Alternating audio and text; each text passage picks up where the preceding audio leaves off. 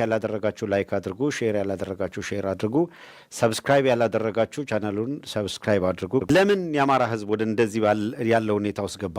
እስኪ ይሄንን ሁላችሁም በአገዛዝ ውስጥ ያለ ካድሬም ካለ ሌላም ካለ ምንድነው የአማራን ህዝብ ወደዚህ ሁኔታ ውስጥ የገፋው የሚለውን አንድ አስታውሰናችሁ ወደ ቀጣዩ እንሻገራለን። ሌላው በተሰም እንደዚህ ነው ያለው። ከዛ በሩን ግን ጥል አድርገው ነፍስ ወከፍ አንዴ ተንጋግተው ገቡና እጃቸውን ያዟቸው። እጃቸውን ሲይዟቸው በቃ አባቴን በጥይት ሲመታው የዛ ጊዜ ምድር ሊሆን ሰማዩን አላውቅም። ነፍስ ወከፍ ይዘዋቸዋል። እንግዲህ ባይኔ ያየው አባቴ ሲመታ ብቻ ነው። በጥይት በእጁ በጨበጣ ያዘና በእንትን ራሱን ሲለው ብትናለ።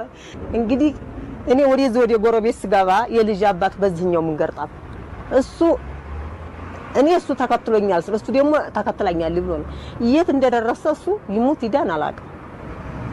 የት እንደደረሰ ግን ያ ነገር በርዶ ማታ አንድ ሰዓት ሲል ጥይቱ ተኩስም ሁሉም ዝም ይላል። የትም ተደብቄው ብመጣ የቤት ዕቃም የለ ዘመዶቼም አውጥተው ዛለሽ አርገውልኛል። ንብርብር አድርገው እናቴ አይኑ አያይም። እናቴ ድብስ ባረጋት አንገቷን ቆርጠዋታል። ማታ ማለት ባይኔ በብረቱ አባቴ ሲገደል አይቻል።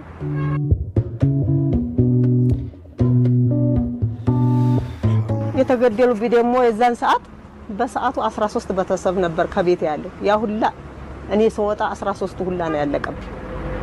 አባቴ፣ እናቴ፣ ወንድሜ ተነልጆቹ፣ እህቴ ተነልጆቹ፣ አሁንም ወንድሜ ተነልጆቹ የሁሉም ዲሃ ሁኜ ቁጭ አልኩ ዛሬ። እኔ ግን የዚህ ልጅ አምላክ ነው መሰል ያወጣኝ። 17 ቀን በዛ በአካባቢው ሲዞር ለይለሊ ሳር እየበላው ቀን ሳር እየበላው ለይለሊ ሳር ነጭቼ ስገባ 17 ቀን እዛው ቤተሰቦቼ ሞቱበት ሀገር ከረም። በ16 ቀን ሌትና ቀን ሂጅ ሀገር ባለበት አለ። እዛ ሲሄድ ካምፕ ገባው። ሰው እንደዚህ እንትን ተጠይፎኝ ማለት ነው። ልብስ የለኝም ጭቅጭቅ ብላል የሆነ ቢጃማ ናት። ራሴ እንደዚህ አሰርኩባት ነው እዚህ ድረስ አሸርጬ ካምፕ ስገባ እግሬ ሁላ እንዲሁን አብጧል። አራስ ነኝ። መልኬ ሁላ ነጭ ነው አልተቀይሬያለሁ። ከዛ ያዩ ሁላ ጠቅላላ ደነገጡ። የልዩ ኃይል ኃላፊ እየሮጠ ሀዲና እንደዚህ ቡና ቤት አለ። ከዛ የሆነ ሻርብ ነገር አመጣና ጠጉሬን እስር አደረገልኝ። ደግሞ እየሮጠ ሀዲና በፌስታል እንጀራ አንድ የሆነ ጉርዲና ሹራብ ለምኑ አመጣልኝ። አሙሩ ወረዳ ይባላል። እንግዲህ እዛ ወለጋ ያንን ጫካ እውነት አንቺ በእግርሽ እንዴ መሬም እንዴት አድርገሽ ነው የመጣሽ ነው የምታይ አንቺ ብታይ ማለት ነው። ጅቡ ተላይና ተታይ ቅድም ይለኝ እንግዲህ ያለ ብቻ ነው ይያለ ተላይ ቅድም ይለኝ ይላል ተታይ መንገሩ እያቋረጠኝ ማለት ነው። ሆዱ ጭጭጭ ሲል ሰማለሁ። ምን ታረጋለሽ አንቺ? እዛ ደረስኩ። እንቀመጣለሁ 3 ወር ካምፕ ተቀምጠ አሁን 3 ወር ስቀመጥ አመጡና ስንኖር ለቀምጡ ጣሉ።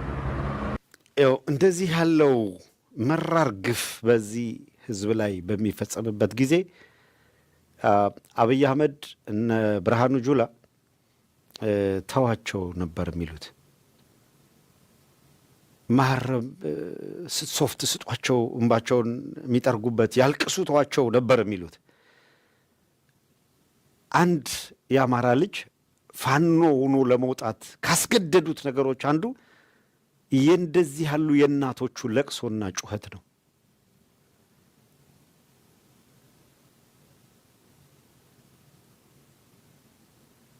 የእናቶች ለቅሶና ጩኸት መሪር የእናቶች ለቅሶ ነው።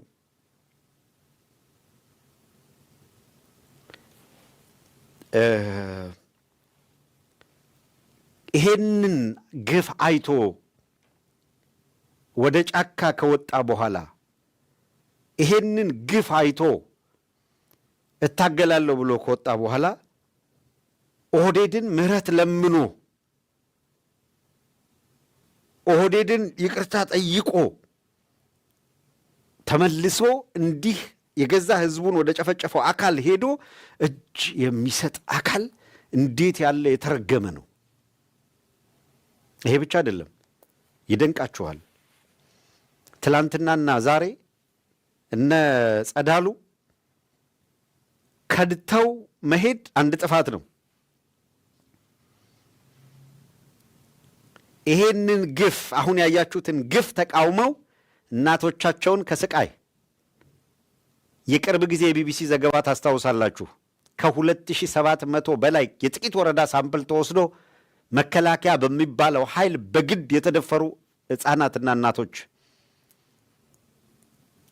መነኮሳት የተደፈሩበት በዚህ ሰራዊት በብርሃኑ ጁላ ሰራዊት ይሄን የምታዩትን ግፍ የፈጸመ ሰራዊት አጅበው እነ ጸዳሉ ጎንደር ገቡ ሊዋጉ።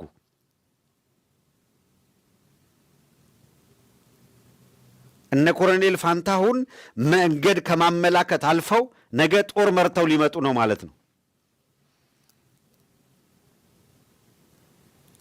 ማስረሻ እንኳን ውጊያውን ወሬውንም አልቻለበት።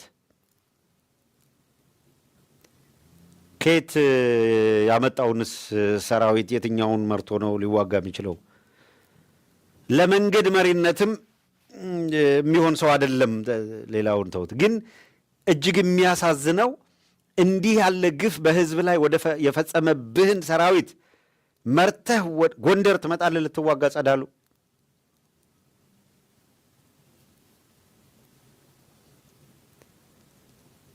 አሁን አንተ እነ ገብርዬን ያፈለቀ መሬት እነ መይሳው ካሳን ያፈለቀ መሬት ነው እንዳንተ አይነቱን ከሃዲ እንደ ኢያሱ አይነት ከሃዲ ያወጣው። በጣም ያሳዝናል። እጅግ በጣም ክህደት መፈጸማቸው ሌላ ነገር ነው። እንደገና ሁለተኛ ጥፋት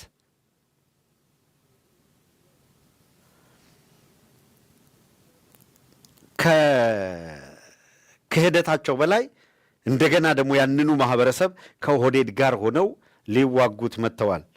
የሆነው ሆኖ ሊዋጋ የመጣው የጸዳሉ ዝባዝንኬ ምን ገጠመው የሚለውን የምታዩት ይሆናል።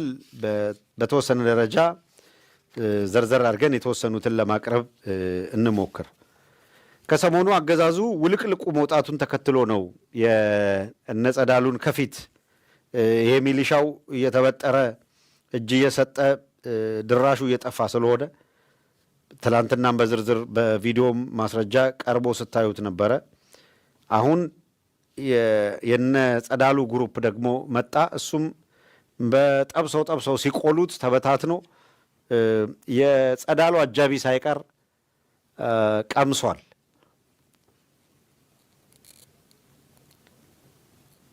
በጎንደር የትላንት በስቲያው እንዳለ ሆኖ አዲስ ግንባር ነው እንደገና ተከፍቶ ያለው።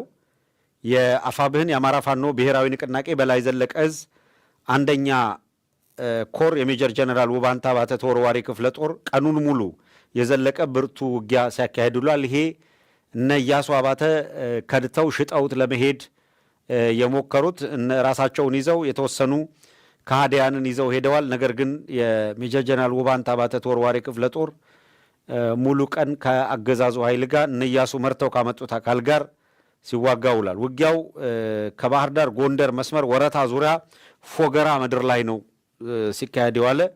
ከወረታ መጣ የተባለውን የጸዳሉ ደሴንና የመከላከያ ኃይል በከፍተኛ ሁኔታ ተመቷል። ከወረታ የተነሳው የጸዳሉ ኃይል እንዳይሆን ተመቶ ፈርጥጧል። ያው ሯጭ ጋር ተሰልፎ መሮጥ ነው። ሌላ ምን አለ? ድል ፈንታለሁ። ውጊያ የተካሄደባቸው ቀጠናዎች በስም በእንቁርቁባ፣ በአለምሳጋ ተንሸራታች መንገድ፣ በአለምሳጋ መግቢያ በር እና በጣጣ አካባቢ ሲሆን በጥቂት ደቂቃዎች ውስጥ ያገዛዙን ጦር በመደምሰስ የጦር መሳሪያና ምርኮኛ በቁጥጥር ስር ማዋል ችለዋል። የነ ጸዳሉ ደሴ ቡድን እንዳመጣጡ ተገርፎ ከመጣው ኃይል ላይ አንድ ድሽቃ ከሸንሸል ጋር ከሙሉ ተተኳሽ ጋር 3 ብሬን ሸንሸል ከሙሉ ተተኳሽ ጋር አንድ የ120 ኢንች ሞርታር ኦሳ ወይም የሞርታር እግር እንደዚሁም አንድ ዙ 23 ተመቶ ከጥቅም ውጪ የተደረገበት የውጊያ ሂደት ነበረ። እነ ጸዳሉ ዳይፐራቸውን ግዢ እንዲሄዱ ያስገደደ ማለት ነው። ወረታ ዳይፐር የሚገኝ ከሆነ አቀብሏቸው እነ ጸዳሉ አዲስ አበባ ቢያንስ እንዲያደርሳቸው። ቀላል መሳሪያን በተመለከተ 4 ጥቁር ክላሽ፣ 10 AK 47 የሚባለው ክላሽንኮቭና አንድ መውዜር ማግኘታቸው ተሰምቷል። የሰው ኃይልና ተሽከርካሪ 14 የመከላከያ ሰራዊት አባላት ምርኮኛ፣ 6 የአድማ ብተና አባላት ምርኮኛ፣ አንድ የፖሊስ ምክትል ኢንስፔክተር ተስፋዬ አለማየሁ የሚባል ምርኮኛ፣ 4 የመከላከያ ፓትሮል ተሽከርካሪ፣ አንዱ የጸዳሉ ደሴ የግል ተሽከርካሪ አድርገው የመደቡለት ነው ተማርኳል። ለጸዳሉ ሌላ ይግዙለት። የጠላት ኪሳራ ሆኖ ተመዝግቧል። ጸዳሉ ደሴ አፈር ልሳ ነው ያመለጠችው፣ ወይም አፈር ልሶ ነው ያመለጠው። የራሱ የሆነውን አልትራ ስልክ ጥሎ ወደ ወረታ ነው የፈረጠጠው። የጸዳሉ ደሴ ስልክ በፋኖች እጅ ገብቷል። ራሱ እየመራ መጥቶ ስልኩንም ነው ጥሎ የሮጠው። የጸዳሉ ደሴ አጃቢ ዱቤ የሚባል ልጅ ነው። እሱን ጨምሮ በርካታ የክህደት የፈጸሙ አካላት ቆስለዋል። በርካታ የአገዛዙ ሰራዊት በፋኖ ጥይት ህይወቱን እንዲያጣ ሆኗል። ተሯሩጦም መጣ በነጸዳሉ። በሌላውም ኃይል የገጠመው ዕጣ ፈንታ ግን ይሄ ነው። እነጸዳሉን በርቱ አይዟችሁ ሲሉ የነበሩ አካላት ጸዳሉ እንደ አደም ቀደም የሚለውን መዝሙር ዘምሩለት፣ ሩጫውን ተያይዞታል። ወይ ጫማ ላኩለት ዝም ብሎ በባዶ እግሩ እንዳይሮጥ። ሌላው እዚያው ግንባር አካባቢ ያለ መረጃ የሚኒሊክ ዕዝ ተወርዋሪ በጎላ ሻለቃ ለወራቶች ያሰለጠናቸውን በርካታ ምልምል ኮማንዶ ፋኖች ዛሬ ማስመረቁ ተሰምቷል። በሃይማኖት አባቶች በሀገር ሽማግሌዎች ምርቃት ታጅቦ በደማቅ ሁኔታ የምርቀት ስነ ስርዓት ማድረጋቸው ተሰምቷል። ደሴ ከተማ ዙሪያ ወረዳና በተለያዩ የቤት አማራ አካባቢዎች በርካታ ተጋድሎዎች እየተደረጉ ነው የሚገኙት። አመርቂ ሊባል የሚችል ድሎች መመዝገባቸውንም የመረጃ ምንጮቻችን አድርሰውናል። ያለቀ ሁኔታ ስለሌለ አሁን አክቹዋል ያለው የጦርነት ሁኔታ እና የተመዘገበ ድል በዝርዝር ይሄ ነው ተብሎ 1 2 3 ብሎ ለመጥቀስ አልተቻለም። ስቲል የቀጠለ ጦርነት ነበረ እኛ እስከገባንበት ጊዜ ድረስ።